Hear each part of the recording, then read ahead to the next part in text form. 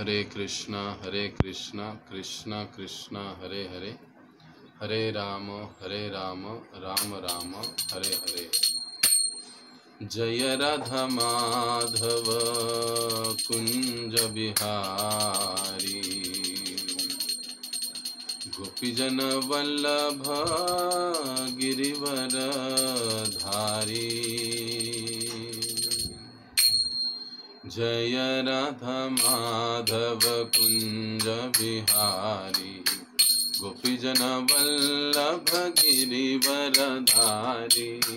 यशोदानंदन व्रज जन रंजना, यशोदा नंदन व्रज जन रंजना। यमुना तीरवनचारी, यमुना तीरवनचारी। जय राधा माधव कुंज बिहारी, गोपीजन वल्लभ गिरिवर धारी। जय राधा माधव कुंज बिहारी, गोपीजन वल्लभ गिरिवर धारी। यशोदा नंदन व्रज जन रंजना, यशोदा नंदन व्रज जन रंजना। यमुना तीरवनचारी, यमुना तीरवनचारी। हरे कृष्णा कृष्णा कृष्णा हरे हरे, हरे राम राम राम हरे हरे। हरे कृष्णा कृष्णा कृष्णा हरे हरे, हरे राम राम राम हरे हरे। हरे कृष्णा कृष्णा कृष्णा हरे हरे, हरे राम राम राम हरे हरे। हरे कृष्णा कृष्णा कृष्णा हरे हरे, हरे राम राम राम हरे हरे। हरे कृष्णा कृष्णा कृष्णा हरे हरे, हरे राम राम राम हरे हरे। जय राधा कुंज बिहारी, राधा कुंज बिहारी राधे। जय राधा कुंज बिहारी, राधा कुंज बिहारी राधे। जय गौरनिताय गौरनिताय गौरनिताय, जय गौरनिताय। जय जय प्रभुपाद प्रभुपाद प्रभुपाद, जय श्रील प्रभुपाद। जय जय गुरुदेव गुरुदेव गुरुदेव, जय श्रीला गुरुदेव। बोलो कलियुग पावन से हरि नाम संकीर्तन की जय। श्री श्री राधा कुंज बिहारी भगवान की जय। श्री श्री साई गौर सुंदर भगवान की जय। जगत गुरु श्रील प्रभुपाद की जय। ओम अज्ञानतिमिरन्धस्य ज्ञानाञ्जनशलाकया चक्षुरुन्मिलितं येन तस्मै श्रीगुरवे नमः। श्रीचैतन्यमनोभीष्टं स्थापितं येन भूतले स्वयं रूप कदा मह्यं ददाति स्वपदान्तिकं। वन्देऽहं श्रीगुरौ श्रीयुतपदकमलं, श्रीगुरून् वैष्णवांश। श्रीरूपं साग्रजातं सहगना रघुनाथान्वितं तं सजीवं साद्वैतं सावधूतं परिजनसहितं कृष्णचैतन्यदेवं श्रीराधा कृष्णपादान् सहगना ललिता श्रीविशाखान्वितांश्च। नमः ओं विष्णुपादाय कृष्णपृष्ठाय भूतले श्रीमते भक्तिवेदान्तस्वामिन् इति नामिने। नमस्ते सारस्वते देवे गौरवाणी प्रचारिणे, निर्विशेष शून्यवादी पाश्चात्यदेशतारिणे। नमो महावदन्याय कृष्णप्रेमप्रदायते कृष्णाय कृष्णचैतन्य नामिने गौरतिसे नमः। हे कृष्ण करुणा सिंधो दीनबंधो जगत्पते, गोपेश गोपिका कांत राधा कांत नमस्तुते। तप्त कांचन गौरांगी श्रीराधे वृंदावनेश्वरी, ऋषभानुसुते देवी प्रणमामि हरिप्रिये। वाञ्छाकल्पतरुभ्यश्च कृपा सिन्धुभ्य एव च पतितानां पावनेभ्यो वैष्णवेभ्यो नमो नमः। जय श्री कृष्ण चैतन्य प्रभु नित्यानंद श्री अद्वैत गदाधर श्रीवासादि गौर भक्तविंद। हरे कृष्णा कृष्ण कृष्णा हरे हरे, हरे राम राम राम हरे हरे। मूकं करोति वाचालं पङ्गुं लङ्घयते गिरिं यत्कृपातमहं वन्दे श्रीगुरो दीनतारिणम्। नानाशास्त्रविचारनैकनिपुनो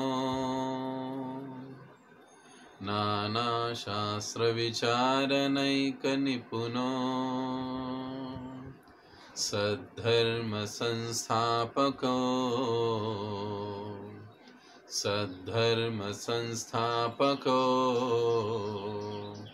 लोकानां हितकारिणो त्रिभुवने,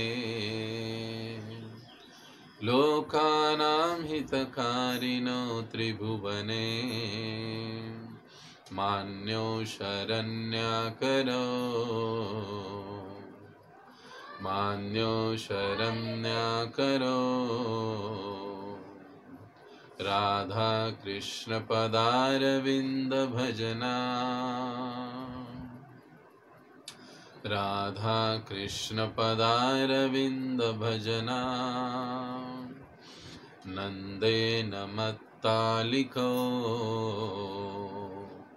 नंदेन मत्तालिको। वंदे रूप सनातनौ रघुयुगो,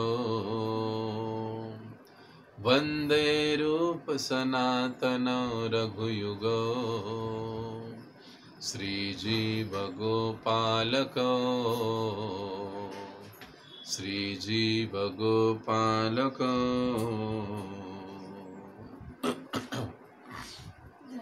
मैं श्री सनातन गोस्वामी, श्री रूप गोस्वामी, श्री रघुनाथ भट्ट गोस्वामी, श्री रघुनाथ दास गोस्वामी, श्री जीव गोस्वामी तथा श्री गोपाल भट्ट गोस्वामी, इन 6 गोस्वामियों को सादर नमस्कार करता हूँ, जो समस्त मानवों के लाभार्थ सनातन धर्म की स्थापना करने के उद्देश्य से समस्त शास्त्रों का गहराई से अध्ययन करने में परम निपुण है। इस तरह वे तीनों लोकों में समादरित है और शरण लेने के योग्य है, क्योंकि वे गोपी भाव में निमग्न रहकर राधा कृष्ण की दिव्य प्रेमा भक्ति में लगे रहते हैं। बोलो श्री षड गोस्वामी प्रभु गण की जय।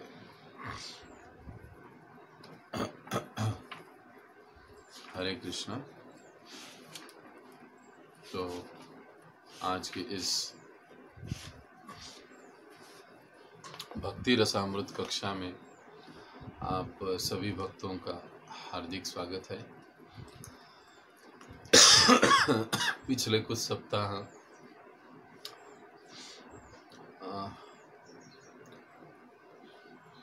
स्वास्थ्य अनुकूल न होने के कारण हम इन कक्षाओं को चला नहीं पाए, लेकिन आज से हम पुनः इसे आरंभ कर रहे हैं। तक हम 15 अध्याय समाप्त कर चुके हैं और क्षमा करें 14 अध्याय हम लोग समाप्त कर चुके हैं और पिछले 14वें अध्याय में भक्ति की पात्रता इस विषय पर हमने चर्चा की थी और इस विषय पर चर्चा करते हुए हमने ये सीखा था, हमने ये देखा था श्रील प्रभुपाद जी के तात्पर्यों से कि हमें ज्ञान के पथ का अनुगमन या अनुशीलन नहीं करना चाहिए। ज्ञान या वैराग्य का अनुशीलन हमें नहीं करना चाहिए। रूप गोस्वामी पाद इसका दूसरा अर्थ सीधे यह समझाते हैं कि यदि ज्ञान और वैराग्य भक्ति के अनुकूल है तो हमें जरूर उसको स्वीकार करना चाहिए। जैसे कि हम भक्ति रसामृत सिंधु का अध्ययन करते हैं, हम अलग अलग ग्रंथों के अध्ययन करते हैं, तो ये भी ज्ञान की प्राप्ति हम लोग कर रहे हैं, परंतु यह सारा ज्ञान भक्ति के लिए, हमारे कृष्ण भावनामृत के लिए अनुकूल है, अतएव ये स्वीकारने योग्य है, इसका स्वीकार किया जाना चाहिए और हम लोग करते भी है। लेकिन जो ज्ञान और जो वैराग्य हमें निर्विशेष ब्रह्म की ओर ले जाता है या ले जाने वाला होता है, उसका अंतिम सार तत्व निराकारवाद होता है, ऐसा ज्ञान और वैराग्य फल्गु कहा जाता है। या ऐसे ज्ञान वैराग्य का हम स्वीकार नहीं करते, यह हमें स्वीकार भी नहीं करना चाहिए। इस विषय पर हम पिछले 14वें अध्याय में विस्तार से चर्चा कर चुके हैं।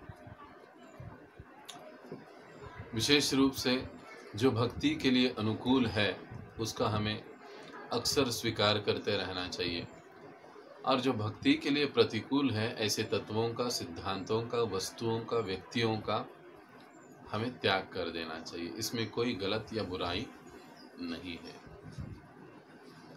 अब भक्ति की पात्रता की चर्चा करने के पश्चात अब यहाँ से आगे 16वें अध्याय से रूप गोस्वामी पाद अत्यंत महत्वपूर्ण विषयों पर अपनी चर्चा आरंभ कर रहे हैं। भक्ति के जो विशेष अलग अलग प्रकार हैं उस पर वे चर्चा करेंगे। रागानुग भक्ति, रागात्मिका भक्ति, भाव भक्ति, प्रेम भक्ति, ऐसे सारे महत्वपूर्ण अध्याय अब यहाँ से आगे हैं। और जैसा कि हम सभी जानते हैं कि हम 19 अध्यायों तक ही चर्चा करेंगे, सीखेंगे। तो अब यहाँ से, जैसे मैंने पिछली कक्षा में भी कहा था कि यहाँ से 15 से आगे, 15 और उससे आगे ये सारे जो अध्याय हैं वो समझने के लिए बड़े महत्वपूर्ण हैं। हाँ, थोड़े से कठिन ज़रूर है, लेकिन यथासंभव हम उसका सारा प्रयास करेंगे कि आसान से आसान शब्दों में, भाषा में हम इसे बनाएं, ताकि हम सभी इसको अच्छे से समझ पाएंगे। अब यहाँ पर जो रागानुग भक्ति की बात की गई है, अध्याय 15 रागानुगा भक्ति। आशा करता हूँ सभी के पास अपने ग्रंथ होंगे।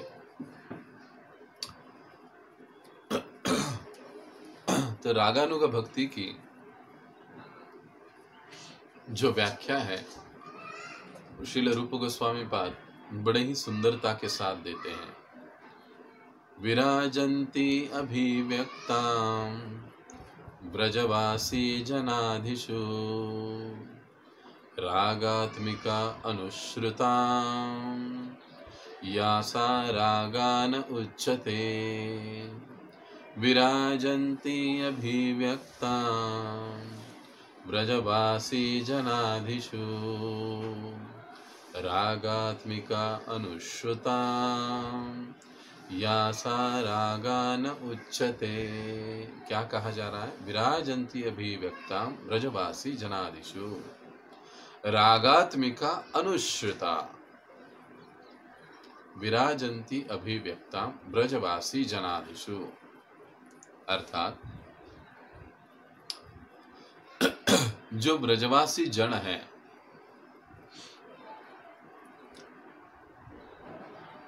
जो स्वाभाविक रूप से भगवान कृष्ण से प्रेम करते हैं,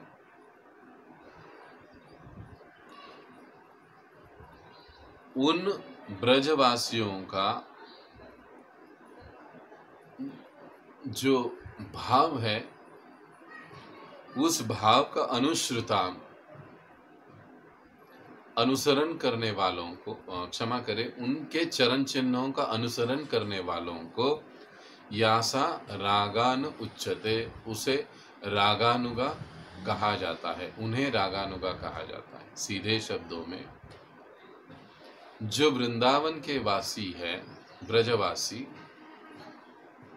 भगवान के पार्षदों की बात हो रही है, गोपियों की, गोपों की। हालांकि यहाँ पर वर्तमान काल है, लेकिन फिर भी भगवान कृष्ण के समय के जो गोप बालक हैं, गोप हैं, और जो गोपिकाएं हैं, वे सारे जो ब्रजवासी हैं उनकी जो भक्ति है उसे रागात्मिका भक्ति कहा जाता है। रागात्मिका, वे रागात्मिका भक्त हैं ऐसे कहा जाता है। अब हम राग का अर्थ, आत्मिका का अर्थ, अनुग का अर्थ, ये सारे अर्थों को हम आगे विस्तार से चर्चा करेंगे। तो ऐसे रागात्मिका भक्तों के चरण चिन्हों का अनुगमन करने वालों को रागानुग भक्त या रागानुगा भक्त कहा जाता है। तो हम सब कैसे हैं? हम सब रागानुगी भक्त हैं। वृंदावन के जो ब्रज जनाधीशु है या जो ब्रजवासी जन है, उनके चरण चिन्हों का अनुगमन करते हुए हम भक्ति पथ में आगे बढ़ रहे हैं, इसीलिए हमें रागानुग कहा जाता है। राग अनुग, राग का मतलब होता है तीव्र आसक्ति। राग का मतलब होता है तीव्र आसक्ति। अब आसक्ति यहाँ पर जब रूप गोस्वामी पाद कह रहे तो वो आसक्ति भगवान में है या भगवान से संबंधित, उसकी बात हो रही है। अनुग मतलब पीछे पीछे चलने वाले। भगवान से आसक्त होकर जो भगवान के रागी भक्त है, उनके पीछे पीछे चलने वालों को रागानुगा भक्त कहा जाता है। अब राग आत्मिका, अब राग शब्द का अर्थ है तीव्र आसक्ति। आत्मिका अर्थात तीव्र आसक्ति या प्रेम या कृष्ण प्रेम ही जिनकी आत्मा है, इसके अलावा वो कुछ और चीज जानते ही नहीं। हमारा ऐसे नहीं है, हम थोड़ा ये भी जानते, थोड़ा वो भी जानते, थोड़ा ये भी जानते, ये भी करते हैं। आधा मन चित्त तो उधर भी होता है, आधा इधर भी होता है, थोड़ा सा उधर भी होता है।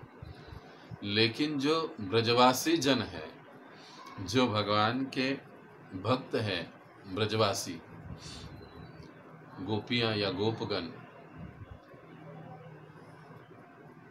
भगवान का प्रेम, वो उनके प्रति की तीव्र आसक्ति ही उनका आत्मा है, उसके अलावा वो कुछ जानते नहीं।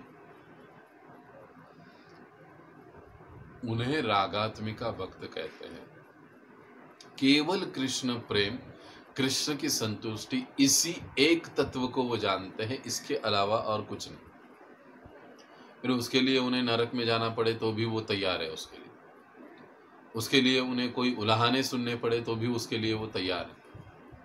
केवल कृष्ण संतुष्टि, कृष्ण प्रेम, यही उनका भाव, स्थायी भाव या आत्मा होता है, इसलिए उन्हें रागात्मिका कहते हैं।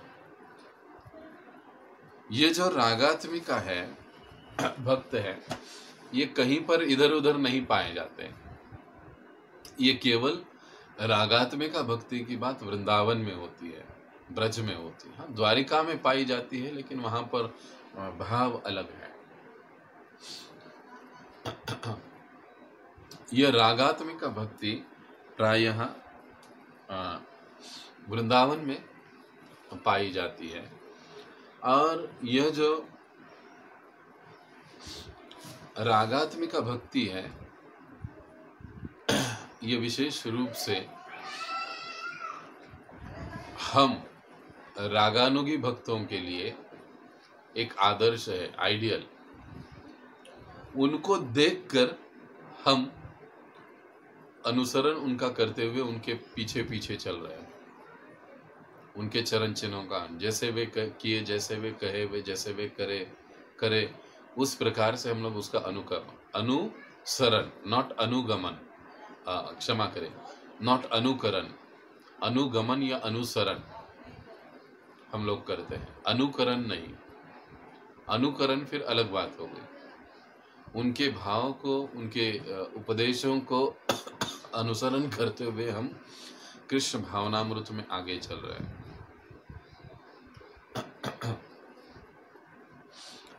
तो अब यहाँ पर रूप गोस्वामी पाद रागानुग भक्ति समझाने के पहले रागात्मिका भक्ति को समझा रहे हैं, क्योंकि जब तक हम रागात्मिका भक्ति नहीं समझेंगे तब तक हम रागानुगा भक्ति समझ नहीं सकते, क्योंकि रागानुग भक्ति की परिभाषा ही रागात्मिका भक्ति पर निर्भर करती है। समझ रहे आप इस बात को? क्योंकि रागानुगा भक्ति की परिभाषा ही रागात्मिका भक्ति पर निर्भर है, इसीलिए प्रथम हमें रागात्मिका भक्ति को समझना आवश्यक है। और यही कारण है कि इस अध्याय में रूप गोस्वामी पाद रागात्मिका भक्ति का वर्णन चर्चा करते हैं संक्षेप में। वैसे तो रागात्मिका भक्ति ये बहुत बड़ा विषय है, लेकिन रूप गोस्वामी पाद भी कहते हैं कि मैं इसे संक्षेप में ही कहूँगा, अधिक गहराई में नहीं जाऊँगा। इसीलिए श्रील प्रभुपाद जी ने भी इसको एक अध्याय में ही समाप्त कर दिया। तो इस पूरे अध्याय में 15वें अध्याय में हमें रागात्मिका भक्ति का वर्णन मिलता है। इस अध्याय में आप लोग नोट कर सकते हो अपने बुक्स में, टेक्स्ट बुक में। इस अध्याय में जहां पर भी रागानुगा शब्द आएगा तो हमें यह समझना है कि वो रागात्मिका शब्द है। इस प्रकार से जैसे हम पढ़ेंगे वैसे जाएगा। आप कह सकते हो प्रभु जी आप ऐसे कैसे कह रहे हो, लेकिन जैसे हम पढ़ेंगे तो हमें समझ में आ जाएगा कि ये जो बातें हो रही है वो रागानुगियों की नहीं बल्कि रागात्मियों की सारी चर्चाएं हो रही है। कुछ शब्द का आगे पीछे भेद हुआ होगा जिसके कारण, लेकिन हमें इस अध्याय के लिए यह समझना है कि इस अध्याय में जहाँ पर भी रागानुगा शब्द है वहाँ पर हमें रागात्मिका समझना है।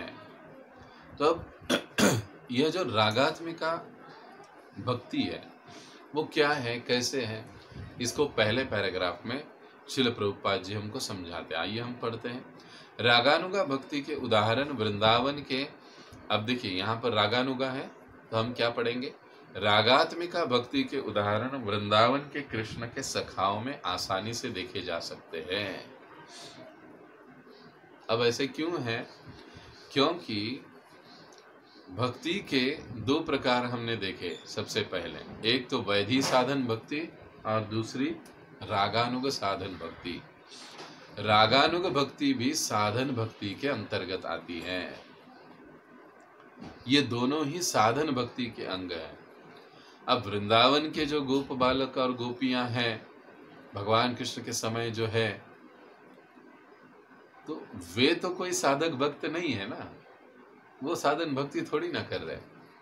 इसलिए हमने कहा कि यह जो सारा वर्णन है वो रागात्मिका है। रागात्मिका भक्ति के उदाहरण वृंदावन में कृष्ण के सखाओं में आसानी से देखे जा सकते हैं। कृष्ण के साथ वृंदावन के वासियों के स्वतः स्फूर्त आचार व्यवहार रागात्मिका कहलाते हैं। स्वतः स्फूर्त कृष्ण के साथ वृंदावन के वासियों के जो भी स्वतः स्फूर्त आचार आहार विहार है, उनका आचार व्यवहार है उनका भगवान के साथ, वे उसे रागात्मिका भक्ति कहा जाता है। इन व्यक्तियों को भक्ति के विषय में कुछ भी नहीं सीखना पड़ता। देखिए हम रागानुगी ऐसे हैं कि हमको सब कुछ सीखना पड़ता है, सीखने के बाद भी भूलते हैं, गलतियां करते हैं। लेकिन ये जो हमने रूप गोस्वामी पाद के शब्दों में व्याख्या भी देखा, ब्रजवासी जनाधीशु, ये जो ब्रजवासी है, ब्रज के जो वासी है, ये जो जन है ब्रज के, इन्हें भक्ति के बारे में कुछ सीखने की आवश्यकता नहीं होती है। वो स्वतः ही भक्ति से परिपूर्ण होते हैं और उन्हें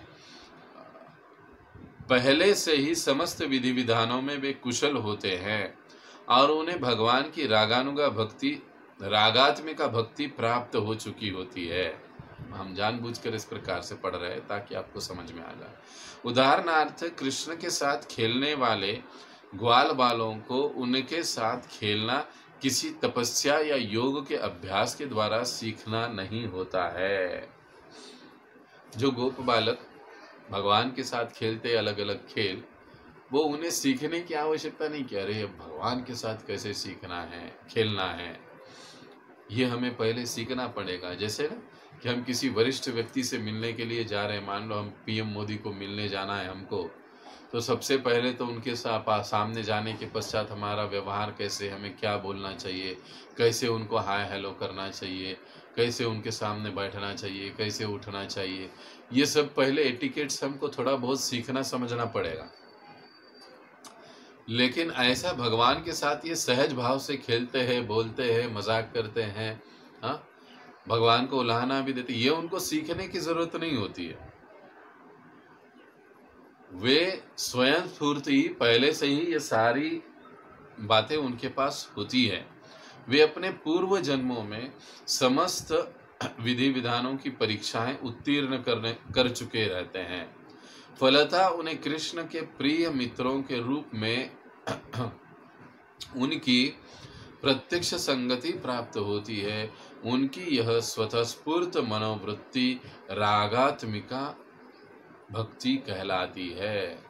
यहाँ पर एक शब्द अत्यंत महत्वपूर्ण है, वह है स्वतः स्फूर्त। रागानुगी हम लोग भक्तों को क्या है, काउंसलर को धक्का देना पड़ता है, वरिष्ठों को बार बार बताना पड़ता है, हाँ, महाराज जी को कहना पड़ता है, तब जाके हम भक्ति में आगे चलते, एक कदम आगे बढ़ाते हैं। लेकिन जो रागात्मिका भक्त होते हैं वो स्वतः स्फूर्त ही उठ जाते हैं, सारे अपने क्रियाकलाप जो भी है भगवान के लिए वो करते रहते हैं। उन्हें किसी को बताने की आवश्यकता नहीं कि अरे 4 बज गए उठो। वो लोग भी ब्रह्म ज्योति को प्राप्त करते, तो इसमें कौन सी कमाल की बात है, कौन सी बड़ी बात है? दोनों एक ही स्तर के हैं। इसलिए हमारे वैष्णव आचार्यगण निराकारवादियों को कंस शिशुपाल की श्रेणी में रखते हैं, उनको शत्रु भाव वाले कहते हैं, भगवान के प्रति प्रतिकूल भाव वाले कहते हैं। और इनके क्रियाकलापों को निर्विशेषवादियों की भक्ति की श्रेणी में नहीं गिना जा सकता। तो निर्विशेषवादी और जो भक्त होते हैं, ये उनके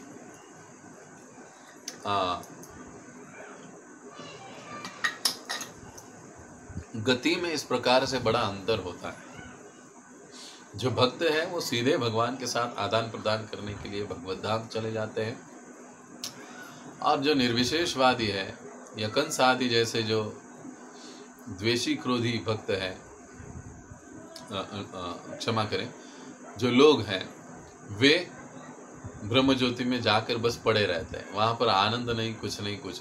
हाँ, दुख से राहत है, ऐसे स्थान पर जाकर वे पड़े रहते हैं। लेकिन जो भक्त है वो सीधे भगवत धाम चले जाते हैं और भगवान के साथ प्रत्यक्ष आदान प्रदान करते हैं, अपने स्वरूप के अनुसार, अपनी मनोदशा के अनुसार।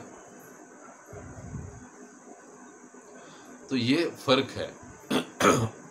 और अब लगभग हम 8वें 9वें पैराग्राफ तक पहुंच गए। ये सारी चर्चाएं अगर आप विस्तार के साथ ये सारे पैराग्राफ पढ़ोगे, अभी समय के अभाव में हम उतना पढ़ नहीं पाएंगे, लेकिन अंतिम में, इस अध्याय के अंतिम में श्रील प्रभुपाद जी हमें 3 उदाहरण देते हैं कि निर्विशेषवादी और भक्तों के गति में क्या अंतर होता है, उसको समझाने के लिए श्री चैतन्य महाप्रभु का उदाहरण देते हैं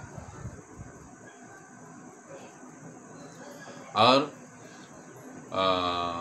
उद्धव जी का उदाहरण देते हैं, और साथ ही साथ रासलीला के श्रवण का एक उदाहरण देते हैं। तो बस हम उसको हम पढ़ेंगे। क्षमा करें।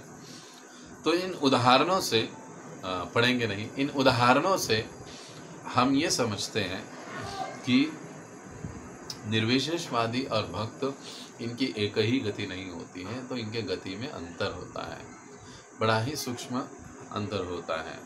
अब अंत के जो पैराग्राफ में है, कुब्जा का उदाहरण श्रील प्रभुपाद जी हमको देते हैं, और कुब्जा का उदाहरण देकर हमें समझाते हैं कि यह जो कुब्जा है, गोपियों का भगवान के प्रति का जो प्रेम है वो काम वासना नहीं है, बल्कि वो दिव्य काम है, एक भौतिक काम और एक दिव्य काम। लेकिन जो कुब्जा का जो भगवान कृष्ण के प्रति का आकर्षण है, प्रभुपाद जी समझाते हैं, उसमें लेश मात्र भौतिक जगत के काम का अंश है।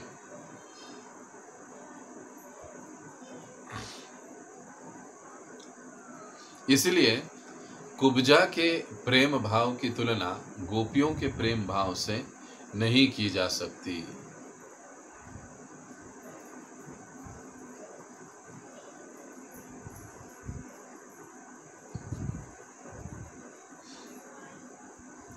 गोपियों का जो कृष्ण के प्रति प्रेम है वो दिव्य प्रेम है, वो इस भौतिक जगत का काम नहीं है। तो इस प्रकार से ये काम रूपा भक्ति और संबंध रूपा भक्ति, रागात्मिका भक्ति के दो भागों पर हमने चर्चा की। तो समझने के लिए अत्यंत महत्वपूर्ण है। अगर आप लोगों का कोई इस अध्याय के संबंध में प्रश्न है तो आप पूछ सकते हैं, आप मुझे टेक्स्ट कर सकते हैं, एसएमएस कर सकते हैं, व्हाट्सएप पर मुझे भेज सकते हैं, हमारे ग्रुप के भक्त। तो इस प्रकार से यह जो 15वां अध्याय है भक्ति रसामृत सिंधु का हमने आज संपूर्ण किया है। और अब हम अगली बार हम 17वां अध्याय 16वां अध्याय क्षमा करें, रागानुग भक्ति, इस विषय पर चर्चा करेंगे। अब रागानुग भक्ति में भी संबंध रूपा भक्ति का वर्णन आएगा, इसलिए हमने संबंध रूपा का अधिक चर्चा इस अध्याय में नहीं किया है, तो हम वो 16वें अध्याय में करेंगे। बहुत बहुत धन्यवाद। हरे कृष्ण। जगत गुरु श्रील प्रभुपाद की जय, अनंत कोटि वैष्णव वृंद की जय, श्रील रूप गोस्वामी पाद की जय, भक्ति रसामृत सिंधु ग्रंथ की जय, निताय गौर प्रेमानंदे। हरि हरि बोल। करने का टाइम हो गया है। हाँ, ये सब उनको कहने की बताने की जरूरत नहीं, वो स्वतः स्फूर्त ही सब कर लेते हैं, इसीलिए वे रागात्मिका भक्त कहलाए जाते हैं। अब ये जो रागात्मिका भक्ति है, ये रागात्मिका भक्ति सिद्धि है। ये क्या है? रागात्मिका भक्ति एक प्रकार से सिद्धि है, यानी सिद्ध अवस्था है, भक्ति का सर्वोच्च स्तर है ये। इसके ऊपर भक्ति में और कोई स्तर नहीं, रागात्मिका के ऊपर। और जैसे हमने कहा कि ये रागात्मिका भक्ति कहीं पर भी नहीं पाई जाती, ये केवल वृंदावन में, द्वारका में पाई जाती है। और ये जो रागात्मिका भक्त होते हैं वो भगवान के नित्य पार्षद सिद्ध भक्त होते हैं। अब इसके उल्टे जो रागानुग भक्त है वे साधक भक्त होते हैं, जो वृंदावन वासियों के चरण चिन्हों का अनुगमन करते हैं और उनके पीछे पीछे चलते हैं। वृंदावन के जो भक्त है, जो रागात्मिका भक्त है, राग उन्हीं की यह विशेषता है। समझ रहे हैं आप इस बात? तीव्र आसक्ति भगवान के प्रति, ऐसी आसक्ति कि वो कभी और किसी भी कारण से खंडित नहीं होती, इसीलिए उसे राग कहा जाता है।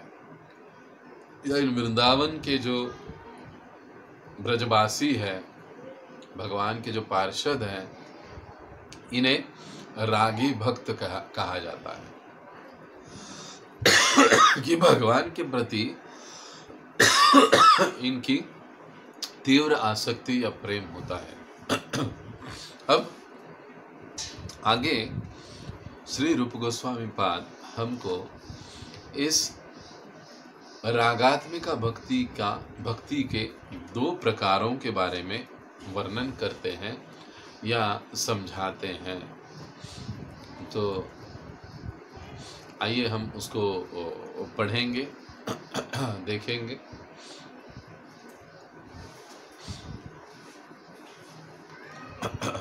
श्रील रूप गोस्वामी ने रागानुग भक्ति की परिभाषा किसी वस्तु के चिंतन में तल्लीन रहते हुए, क्षमा करें, श्रील रूप गोस्वामी पाद ने रागात्मिका भक्ति की परिभाषा किसी वस्तु के चिंतन में तल्लीन रहते हुए प्रेम की तीव्र इच्छा से युक्त होकर उस वस्तु के लिए स्वतःस्फूर्त आकर्षण के रूप में की है। बड़ा लंबा वाक्य है लेकिन गहरा है। श्रील रूप गोस्वामी पाद ने रागात्मिका भक्ति की परिभाषा कैसे की है?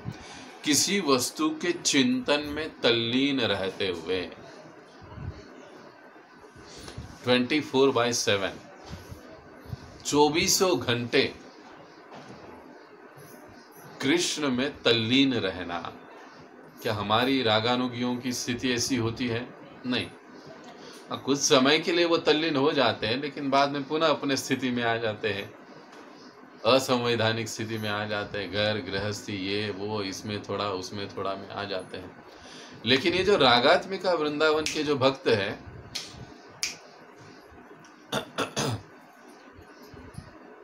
उनके बारे में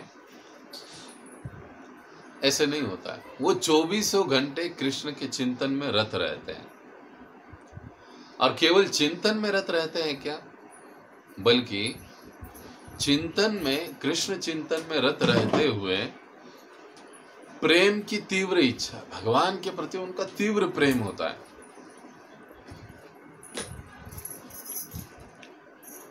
तीव्र प्रेम से वो युक्त रहते हैं और उस वस्तु के लिए स्वतः स्फूर्त आकर्षण के रूप में की है। तो ऐसा प्रेममय आकर्षण इन वृंदावन के भक्तों का होता है और ऐसे स्वरूप में रूप गोस्वामी पाद जी ने व्याख्या की है।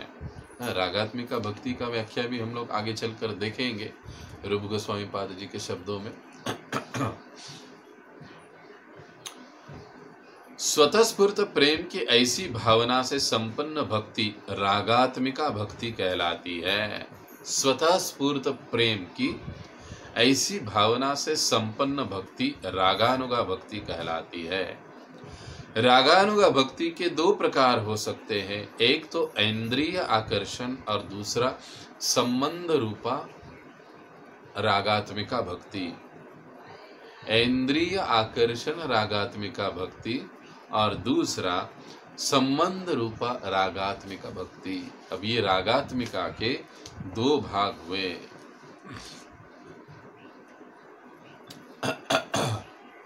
अब यह जो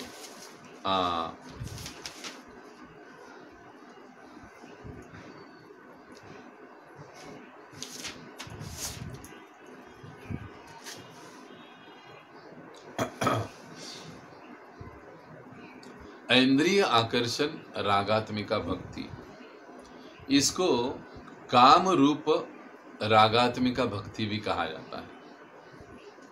काम रूप रागात्मिका भक्ति यानी इसके उदाहरण है गोपियां। गोपियों का भगवान के प्रति का जो आकर्षण था वो दिव्य काम रूपी आकर्षण था। इस भौतिक जगत का काम नहीं है, ये समझने की भूल कभी नहीं करनी चाहिए। गोपियों का भगवान के प्रति का प्रेम या भगवान का गोपियों के प्रति का प्रेम, ये कोई इस जगत के काम वासना की तरह का प्रेम नहीं है। ये आध्यात्मिक जगत का दिव्य प्रेम है जिसमें काम का गंध भी नहीं, काम का गंध भी नहीं। अब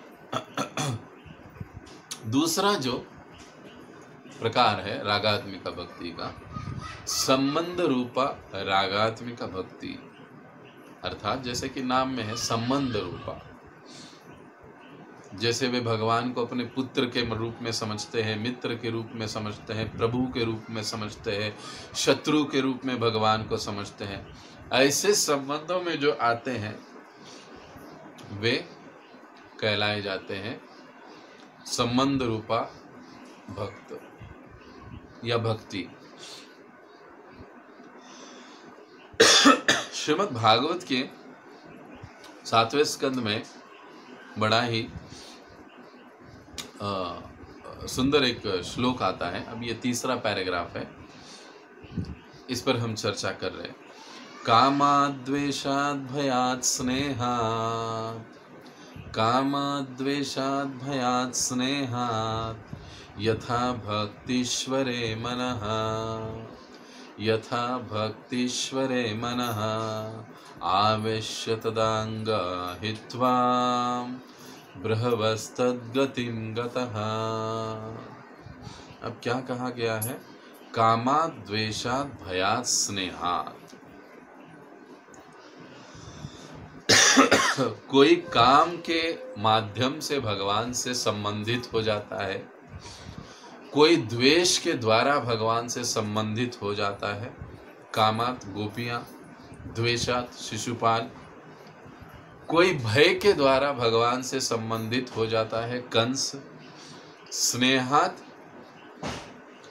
कोई स्नेह के द्वारा भगवान से संबंधित हो जाता है, जैसे नारद मुनि।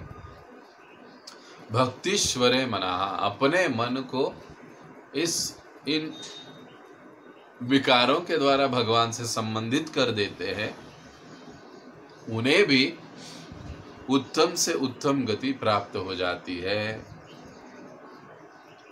बहवस्तत् गतिम गतः, वो उच्च गति को प्राप्त कर लेते हैं। अब जितने हमने नाम लिए, कंस हो, शिशुपाल हो, नारद मुनि हो, इनको एक ही गति प्राप्त हुई, यानी ये सारे भौतिक जगत के परे चले गए। सारे कैसे? भौतिक जगत के परे चले गए, आध्यात्मिक जगत में चले गए सभी लोग।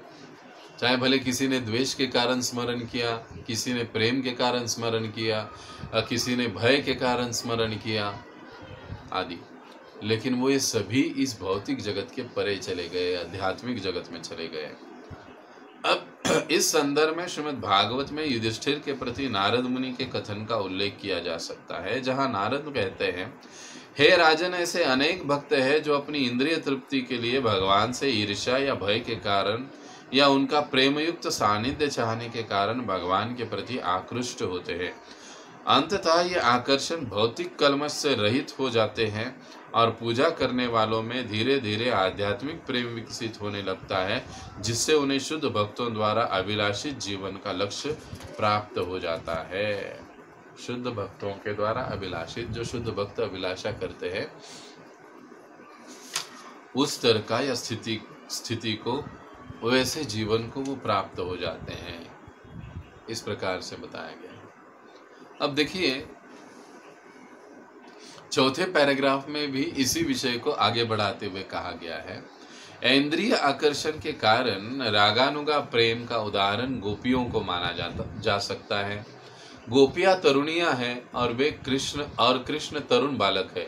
ऊपर से ऐसा ही लगता है कि यौन काम के आधार पर गोपियां कृष्ण के प्रति आकृष्ट है। इसी प्रकार राजा कंस भय के कारण कृष्ण के प्रति आकृष्ट था। कंस कृष्ण से सदैव भयभीत रहता था, क्योंकि यह भविष्यवाणी हो चुकी थी कि उसका भांजा कृष्ण उसका वध करेगा। शिशुपाल भी सदैव कृष्ण से ईर्ष्या करता था। यदुकुल के सारे लोग कृष्ण से पारिवारिक संबंध के कारण उन्हें अपने कुल का सदस्य मानते थे। ये विविध प्रकार के भक्त विभिन्न प्रकार से कृष्ण के प्रति स्वतः स्फूर्त आकर्षण रखते थे, अतः उन्हें जीवन का एक सा वांछित फल प्राप्त होता है।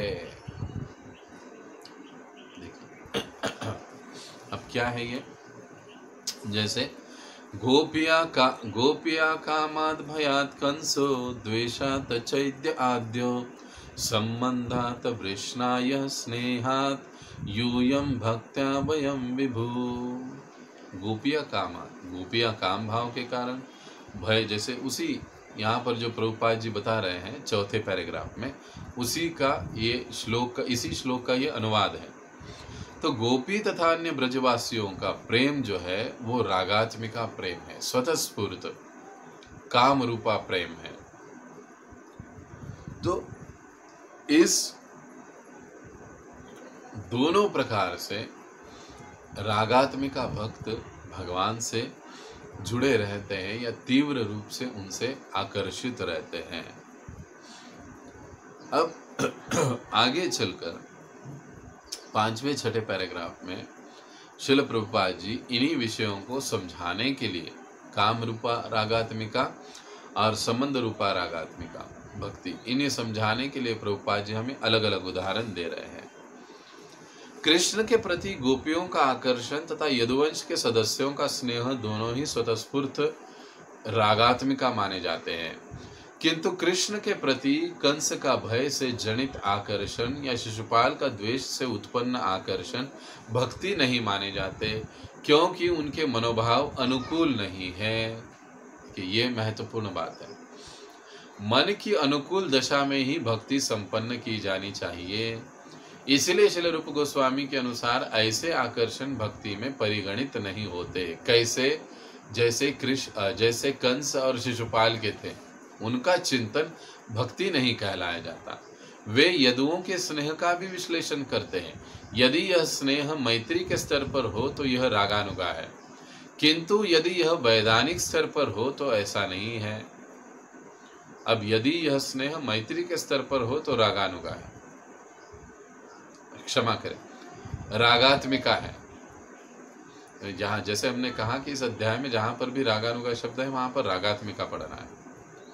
यदि कोई मित्र भी है, यानी अर्जुन मित्रत्व के रूप में भगवान से संबंधित है, तो वे रागात्मिका भक्त है। किंतु यदि ऐसे वैधानिक स्तर पर नहीं है तो फिर वे रागात्मिका नहीं कहलाए जा सकते, स्वतःस्फूर्त नहीं है। जब स्नेह रागात्मिका भक्ति के पद को प्राप्त होता है तभी शुद्ध भक्ति की श्रेणी में गिना जाता है।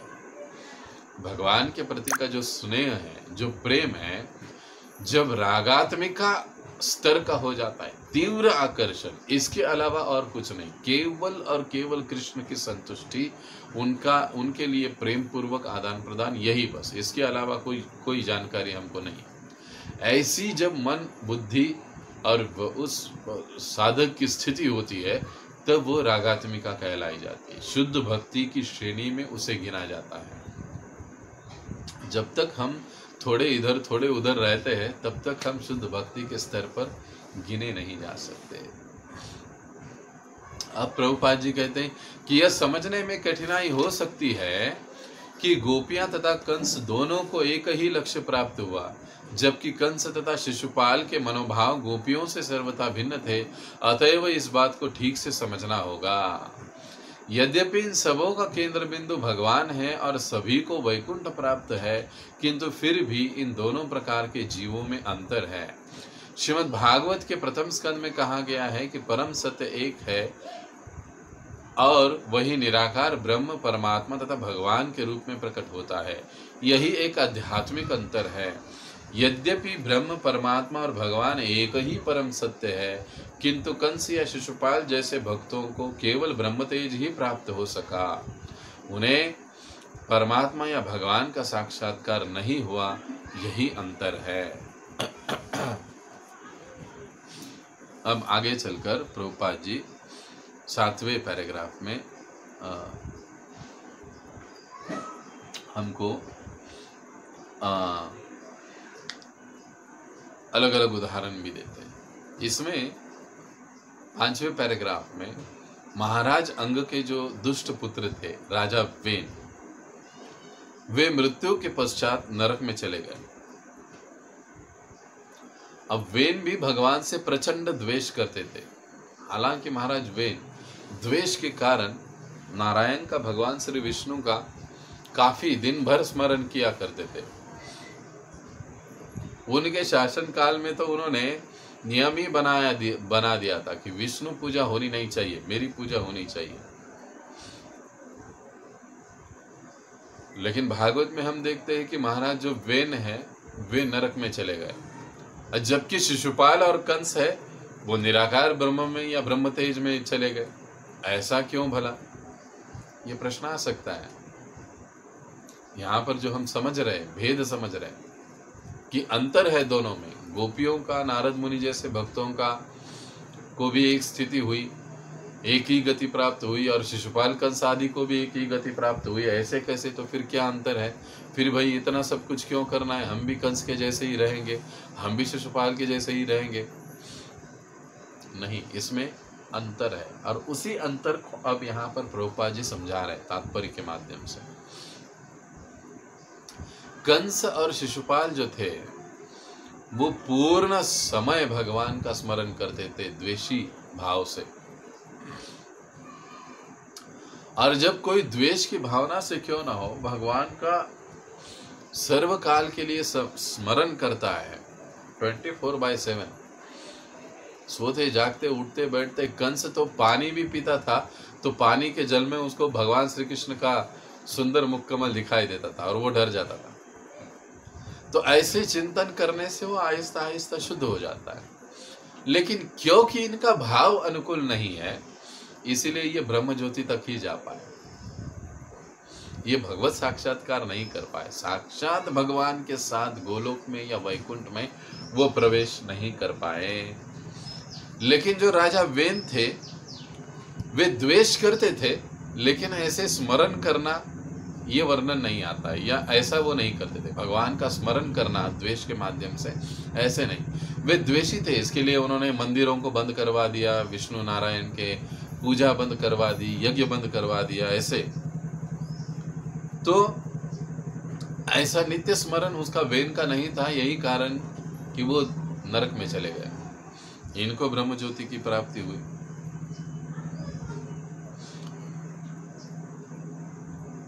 अब देखिए, गोपिया नारद मुनि और कंस शिशुपाल, इनके बारे में भी अगर हम लोग तुलना करें तो कहा जाता है एक ही गति प्राप्त हुई, तो ऐसे कैसे?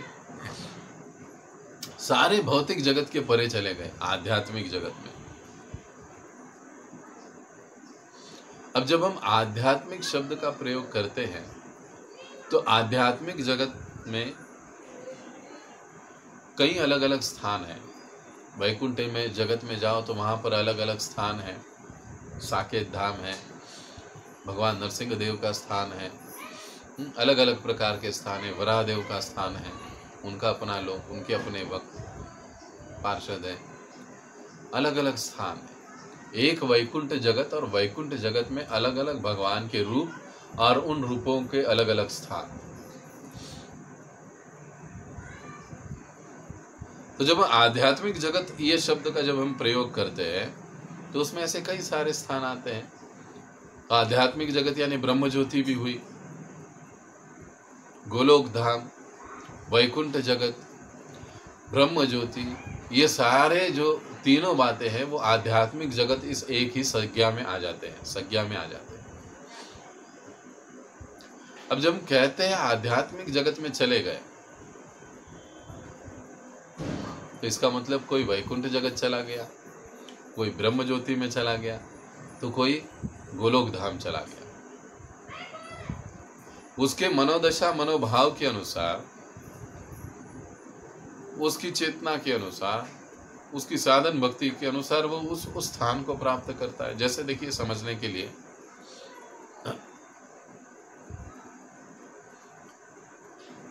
दो चार मित्र मिलकर या दो मित्र मिलकर दिल्ली चले जाते हैं। एक चला जाता है चांदनी चौक में, एक चला आता है इधर नोएडा में। हालांकि दोनों दिल्ली में ही है, लेकिन स्थान अलग अलग है। ठीक उसी प्रकार इसीलिए कहा जाता है कि इन सभी को एकम गति, एक ही गति प्राप्त हो गई। प्रेमात भयात वालों को, द्वेषात वालों को एक ही गति, पर एक ही गति को सूक्ष्म तरीके से, दृष्टि से हमको समझना होगा। लेकिन जो अनुकूल भाव में भगवान की भक्ति करते हैं, प्रेमा भक्ति, जैसे नारद मुनि, ब्रज के गोपी, या हम लोग हरे कृष्ण भक्त, वे अनुकूल भाव में भगवान का भजन करते हैं, अतएव वो सीधे साक्षात भगवान का सानिध्य प्राप्त कर लेते हैं, भगवत धाम की प्राप्ति कर लेते हैं और वहाँ पर जाकर भगवान के साथ एक विशिष्ट रस में अपने विशिष्ट जो उनका स्वरूप है उसमें भगवान के साथ आदान प्रदान करने लग जाते हैं। तो ये बड़ी महत्वपूर्ण बात है। तो ये 7वें पैराग्राफ तक हम लोग यहाँ पर पहुँच गए। अब कोई ये कह सकता है कि ठीक है, कंस शिशुपाल निराकार जगत में प्राप्त ब्रह्म ज्योति में लीन हो गए, तो हम भी फिर ऐसे ही करके वहां तक तो चले ही जाएंगे ना,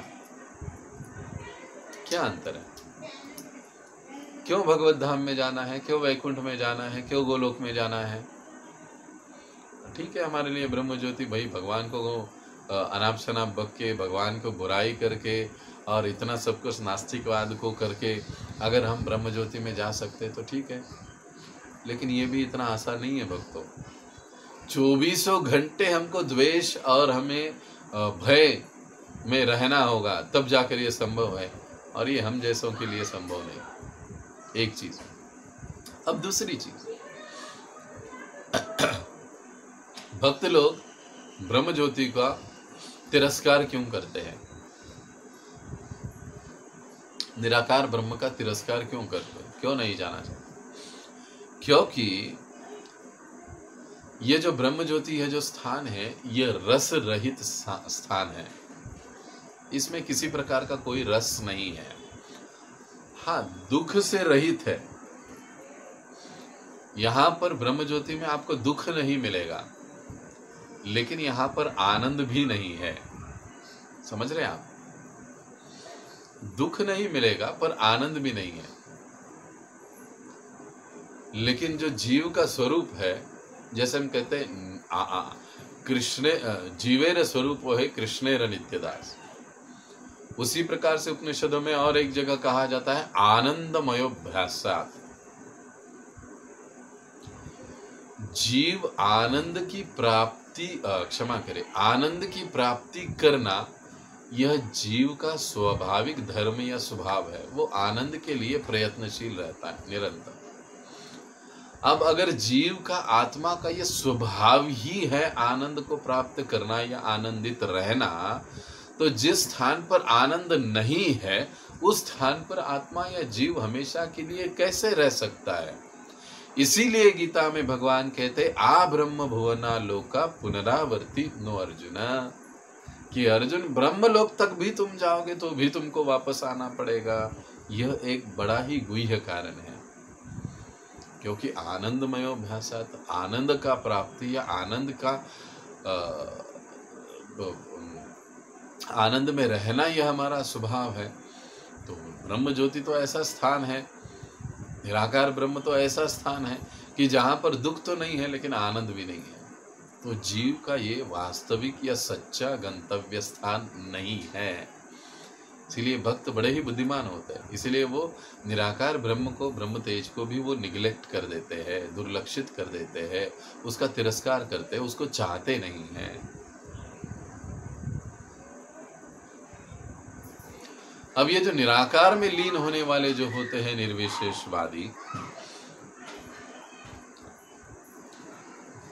उनको इतनी तपस्या करने के बाद, इतना सब कुछ करने के बाद, जो निराकारवादी होते हैं उनको ब्रह्म ज्योति की प्राप्ति होती है। और यहाँ पर कंस शिशुपाल जैसे जो लोग हैं, वो दिन रात भगवान को गालियां बककर, भगवान का अपमान करके